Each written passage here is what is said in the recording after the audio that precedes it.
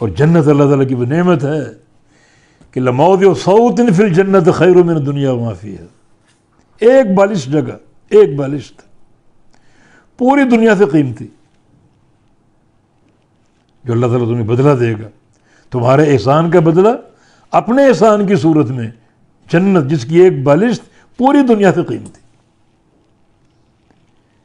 یعنی پوری دنیا آپ کو مل جائے، دنیا کے خزانے، ثروتیں، یہ چاندی سونے کے پہاڑ، اور یہ بر و بحر، خشکی کی مخلوقات، بحر کی مخلوقات،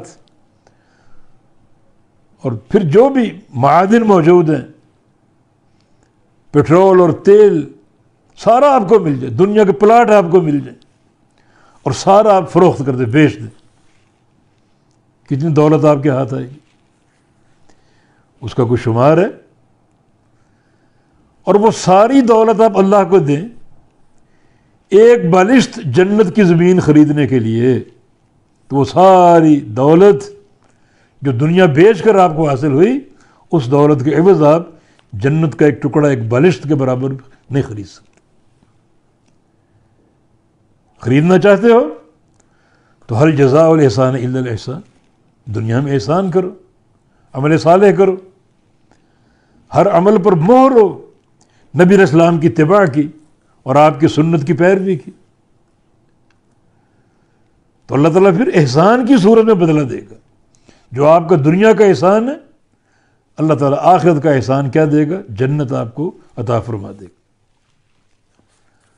اور پیچھے دو باغات کا ذکر ہوا، وَمِن دُونِهِمَا جَنَّتَانِ، اور ان کے علاوہ، ان دو باغات کے علاوہ دو باغ اور بھی، یا تو آپ کو حاصل ہوں گے، دو اور دو چار باغ ہو گئے، یا پھر اطلاع ہے کہ ان دو باغات کے علاوہ دو باغات اور ہیں جو ان لوگوں کو ملیں گے جن کا درجہ آپ سے کم تر ہے۔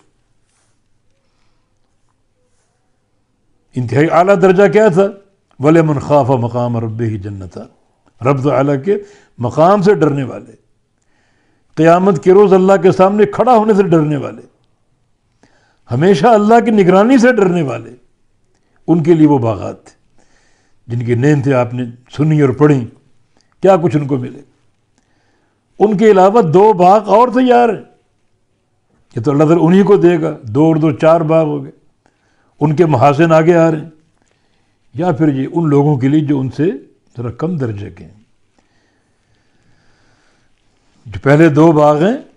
وہ دنیا میں احسان کرنے والوں کے لیے، احسان سے مراد ہر عمل خوبصورت، ہر عمل پر سنت رسول کی اتباع کا رنگ ہے،